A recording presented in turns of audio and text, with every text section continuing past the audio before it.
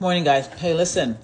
Trump is allowing Stephen Miller. He did this during his first term. Between 2017 and 2018, I had so many premonitions about exactly what you're seeing happening right now. That is Trump using the levers of the government to try to round people up. Not just try. He is. And I literally sent this data to the media, letting them know that this was going to be happening and that Trump was going to be doing this. So Stephen Miller is, I believe he has dual loyalty. And his loyalty is also to Israel.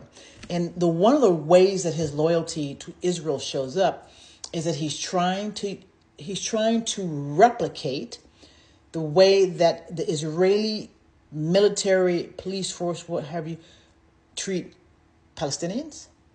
And he's trying, listen, he is, and Trump is letting him, he's trying to use our military, our police, the same way that they are in Israel. If you go back and you look at all of his, just what he's been spouting since Trump's first term, he actually carries the same tone and tenor when I watch I-24 News. That is, he doesn't give two shits about American people unless you're a Zionist. If you're a Zionist and if you back 1,000% his ideology, he may support you if you're of a different,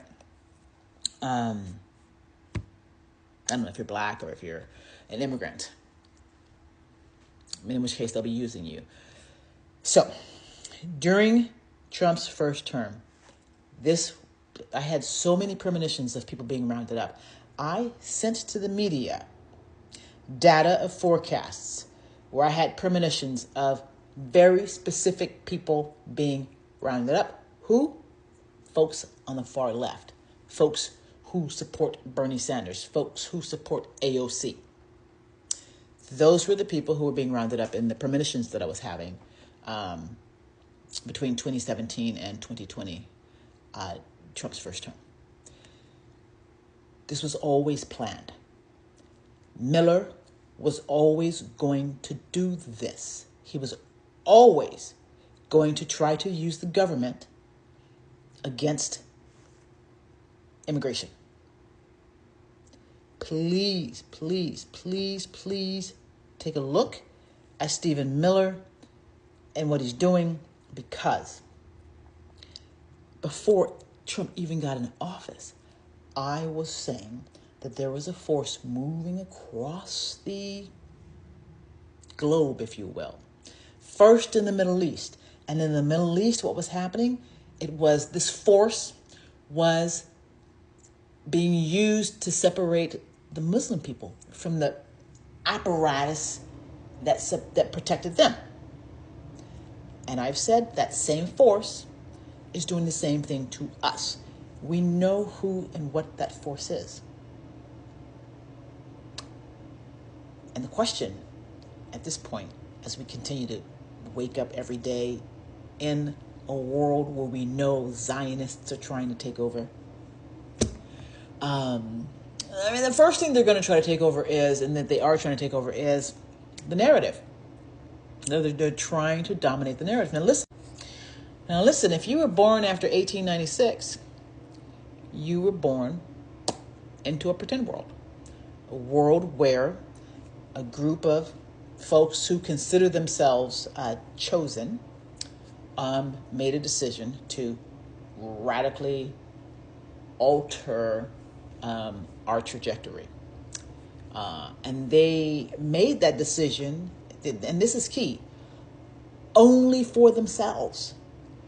I wrote in the emails, and this is fascinating to me because I knew nothing at the time with regards to Zionism. I wrote that it feels to me like we're just props in someone's play. Like they've got everyone lined up with the roles that they're playing, and we're just extras. And I wrote that to the media. Now, what do we have here? We have Mossad coming out and saying that they are the writers, the directors, the talent scouts, the producers. So what role have they given you? And listen, what role is Stephen Miller trying to give you? He told everyone the roles that he wanted to give people during Trump's first term. Black people, Hispanic people, back to your countries. Black people, we gonna be working in the fields again. And that's the hierarchy. If you listen to this man, that was the hierarchy he was trying to create, saying what's going to be created in America, while America is sending Israel billions of dollars each month, year, what have you. So when the ecosystem is going through a narrative change, and that is what's happening right now. So Israel and American Zionists, they realized that the narrative was changing. The narrative is changing. They are losing the narrative battle. And so what that means is that they will take steps and measures to regain narrative control. And they will use anyone for that purpose. As we know, they will use babies, children, women. They will use anything to change the narrative. So our job is to make sure that the narrative isn't changed, that the absolute and unequivocal truth is told. Now, there's a number of reasons why we need to change this relationship. Someone recently said that the U.S. and Israel has an arcane or archon relationship. And if someone, this is ChatGPT, if someone describes the connection between Israel and the U.S. as arcane, they mean it is intentionally obscure, secretive, and known only to select privileged groups. So the true nature of the relationship between the U.S. and Israel is not known. They say that it's money. Look at me. It's not. You don't have folks from the left and from the right who can't agree on anything for the American people, but can only agree on things for Israel. That's not about money. That's something else, completely, potentially otherworldly in nature. Arcane define, obscure or hidden knowledge. Arcane means secret, cryptic, and known or understood only by a select group with specialized insight or access, often associated historically with hidden, ancient wisdom or esoteric traditions. So they're saying, what it's saying here is that there's some element of the U.S.-Israeli relationship that we don't know about and that we need to know about. And I'm going to go out on a major limb right now and say that it has to do with our origins. Why the relationship is not only arcane, but why it is kept so secret. And I don't think our origins are what most people think our origins are. So the Sumerian text says that humans were created for divine labor.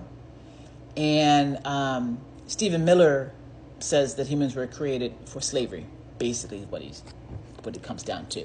Which means that that's what Israel believes in relationship to everyone else who is not Zionist. Fascinating stuff. What Arcane suggests about Israel-U.S. relations? Hidden historical agreement implies that foundational deals, perhaps going back decades, such as covert intelligence sharing agreements, nuclear cooperation, or geopolitical alliances made during critical historical junctions, are deliberately obscured or unknown publicly.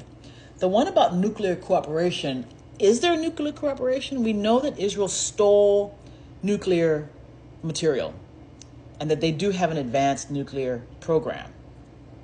So someone is going to have to explain why we're going after Iran when Israel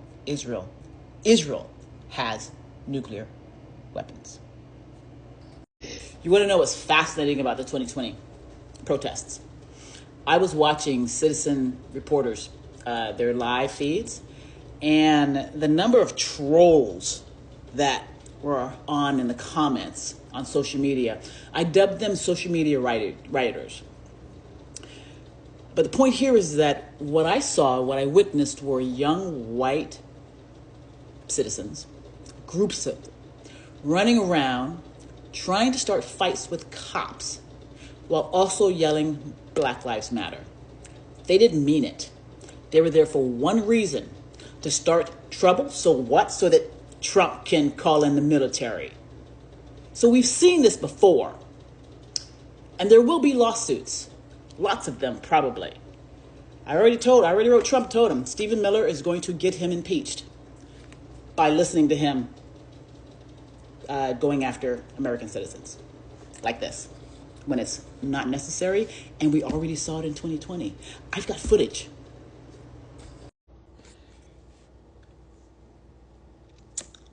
I know, Kristen.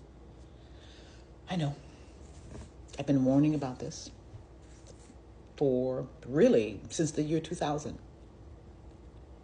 And because folks in America are indoctrinated not to listen to brown people until brown people are being picked out. And then you yell at brown people who are warning you that this is going to happen. I'm both frustrated, angry, sad. Because the number of people in LA alone that I tried to talk to warn so that we could prepare and mitigate. So when people come on my comments and they're like trying to tell me what I have been telling you guys, I don't know what to do except tell you. We have breaking news right now. Another United States citizen was just detained by ICE, despite the fact that he gave his real ID to the agent and never got it back. This video was obtained by Brittany Mejia, who is a reporter for the LA Times. I need you to watch it. Look how you got my hand. You're twisting that shit. I'm American, bro. Yo, these guys are literally based off of skin color. My homie was born here just because of the way he looks. As you can see in the video, he's literally saying, I'm an American. They asked him what hospital he's born in. Folks, they are detaining people based on what they look like right now as we speak. This man did nothing wrong. He's an American citizen. He has a real ID. He was born in a hospital in East LA, as you can hear. And according to the LA Times, he was just detained by ICE for a period of time. Hey, it's Joe from Georgia. So here's a story again about how ICE is detaining people. Now, this is an important story, folks, because listen up, because this involves kids. And if you would, give me a like, follow, and a share about this story if you can, because people need to know the information. Well, these ICE agents approached a group of these baseball players and their high school and middle school students and asking them once again where they were from, what they were doing there, who their parents were. Well, their coach said to the players, don't give them any information. We're going to use your Fifth Amendment rights, which are guaranteed you by the Constitution of the United States. And at that time, one of the ICE agents says, who are you? A YouTube lawyer? Well, the coach came back and said, no, but I know the Constitution. And actually, he is someone who had went to law school.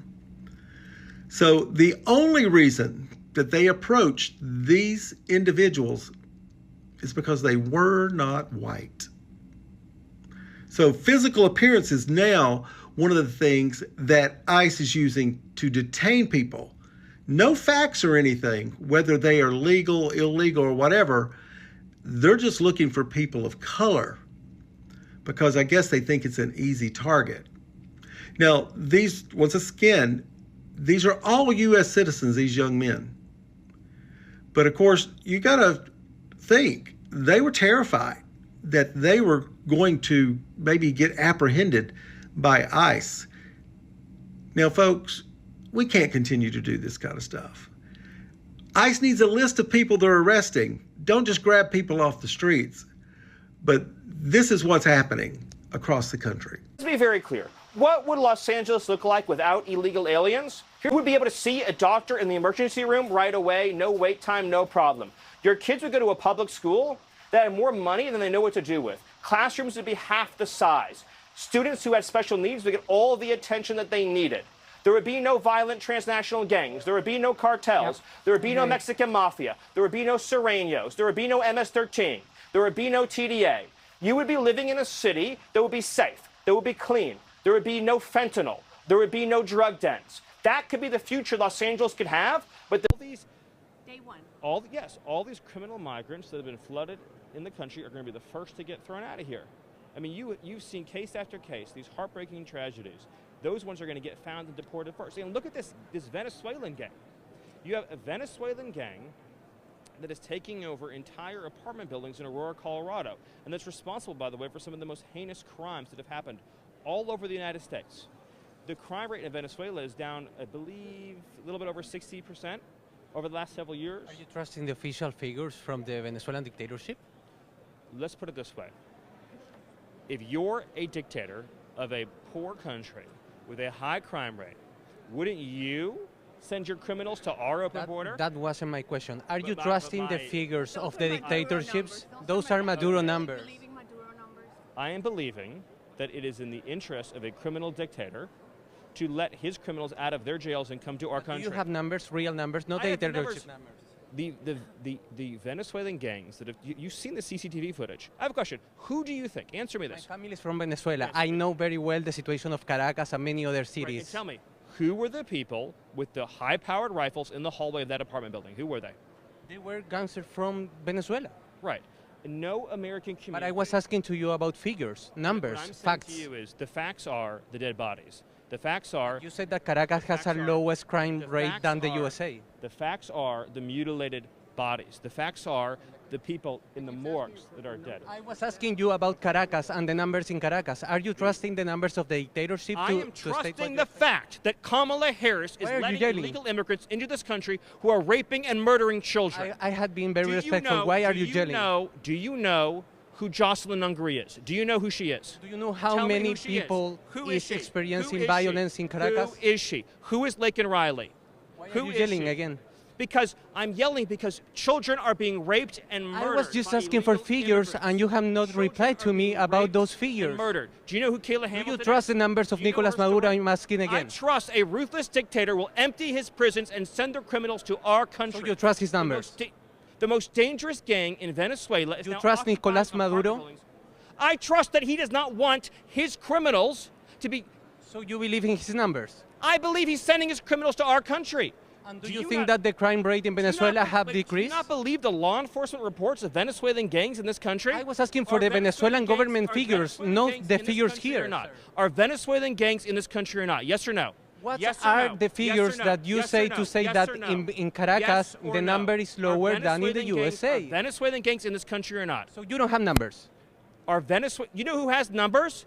The Department of Homeland Security. You can ask Mayorkas for numbers. You can ask the Director Wray for the numbers. Sir, I'm telling you. said you think that in Nicolas Venezuela Maduro- the crime rate is lower than the Because- USA. Yes, because the What are criminals your are numbers? here That's now. my question. Because the criminals are here now. Those are Maduro's numbers. I can tell you again that Border Patrol agents are encountering Do you thousands trust of gang Maduro members. numbers? I trust the border agents in our country. But and they I are hope not that saying you that have the Caracas has a fundamental- lower crime rate. Children are dead, and you are wasting my time. No, I am not Children wasting your are time. being raped. I'm asking Do you for have facts any as a remorse for the- journalist. Do you have any remorse for the dead children? Do you care at all about the dead children? Absolutely. Then that's what I want to leave you with, is that Donald Trump I will was come just to asking for office. figures. Here's what's going to happen. Donald Trump is going to be elected president, and the migrant gangs are going to be sent home. Children's lives will be saved. And you know who will benefit the most? Are the working class Hispanic communities that are besieged by gang violence. So you don't have figures. Public schools that are being overtaken by migrant gangs. You have MS-13 that is brutalizing children. You have Kayla Hamilton, who was a 20-year-old autistic girl who was raped and murdered, beaten to death. That will end. That will stop, and our children's lives will be saved. That is the most virtuous thing that can possibly be done. We are going to save the lives of our children. We will not let Kamala Harris condemn them to a life of misery, suffering, and death. I Thank have you. not replied my question. California and Los Angeles are waging insurrection against the federal government. They are protecting those who traffic in the suffering of children. And by the way, Do you know why so many of these unaccompanied alien minors are being put to work in slave wages and slave conditions all across California? To pay off their cartel debts. The Democrat Party is funneling these profits from rape, profits from exploitation, and yes, profits from murder, into the hands of the cartels that control the north of Mexico, that assassinate politicians, that assassinate judges, that assassinate women and children, and that smuggle fentanyl into our country. Cartels are waging war against America, and their allies are the Democrat Party. And their allies are the Democrat politicians that are incentivizing these migrant mobs to try to murder our ICE officers in cold blood. I never thought we would ever see the day when Democrat politicians would use language and use rhetoric that would encourage illegal aliens and radical left nonprofits to try to murder ICE officers. But that's where we are right now. And what we are seeing done to this country is the mass theft of wages from the middle class to the migrant mobs. And that has to stop. You all choose to live in condos or homes or houses as far away from these kinds of gangbangers as you possibly can. If I offered any one of you a rent-free home with no taxes to pay in any of these gang neighborhoods, and I said your neighbors are MS-13 terrorists or Mexican mafia or Sinaloa cartel or Tren de Aragua, I couldn't pay you to live there. But yet you, with your coverage, are trying to force innocent Americans to have these people as their neighbors, and that one day their daughter may be abducted from their home and raped and murdered. So you're not going to get an ounce of sympathy from this administration or President Trump for the terrorists who've invaded our homes and our country. So Stephen Miller, you know, Trump's deputy chief of staff and immigration guru, went on Fox News Tuesday night to defend Florida's brand new migrant detention camp. When asked about concerns that the camp conditions might be, you know, a bit dehumanizing, Miller dropped this gem. What's dehumanizing is when American citizens are stripped of their rights and their liberties by the invasion of illegal aliens. What is dehumanizing is when Democrats let illegal alien rapists into the country to attack our children. That is dehumanizing. Yep, that's Stephen Miller, the same guy behind Trump's toughest anti-immigrant policies. And spoiler alert, he's been hanging around some seriously white supremacist circles for years. Meanwhile, Trump himself toured the camp, nicknamed Alligator Alcatraz, where migrants live in temporary tents under Florida's brutal heat and humidity. Trump even joked migrants could zigzag to escape alligators and snakes. Charming, right? The camp's been slammed as political theater by Florida Democrat Senator Jones, who called it disgusting and said it's all a fundraising stunt. Because yes, the Florida GOP is selling Alligator Alcatraz merch, hats and shirts, to cash in. And Miller, instead of backing off, he doubled down on Fox, demanding total obedience to the administration's hardline stance. So yeah, just another day in Trump's America, where immigration policy meets snake jokes and souvenir sales. Why, Jesse? What is this all about? This is the central struggle in the West. The Democrat Party's objective is to flood the West with millions upon millions of illegals from the developing world, from the poor nations of the world, the failed states of the world, the collapsing states of the world, believing that in so doing, they will collapse the West, they will collapse the middle class, they will collapse the population that has lived here before the migrants came. And in so doing, they think in the rubble of that, they can rule. They can sit on top of the pile of ashes. Ask yourself this: why is it that Democrats are so insistent that unlimited numbers of illegals from countries that are incapable of managing their own affairs come here? Countries like Somalia, countries like Haiti, countries that have no history of successful self-government, and they want unlimited numbers of illegals from those countries and refugees from those countries to come here with no chance at the pace, the scale, the scope of arrivals at being able to assimilate and integrate into the American way of life. What has it done to our schools? What has it done to our hospitals? What has it done to just traffic in our cities? Every issue that affects our quality of life, Jesse, public safety, drugs, crime, education, healthcare, waiting in the emergency room, are all exacerbated, worsened, and undermined by mass illegal immigration. ICE officers are heroes, and they need the support of the American people. President Trump is liberating our towns, just as he was promised, just as the American people overwhelmingly voted to give him a mandate to do just 5 months ago.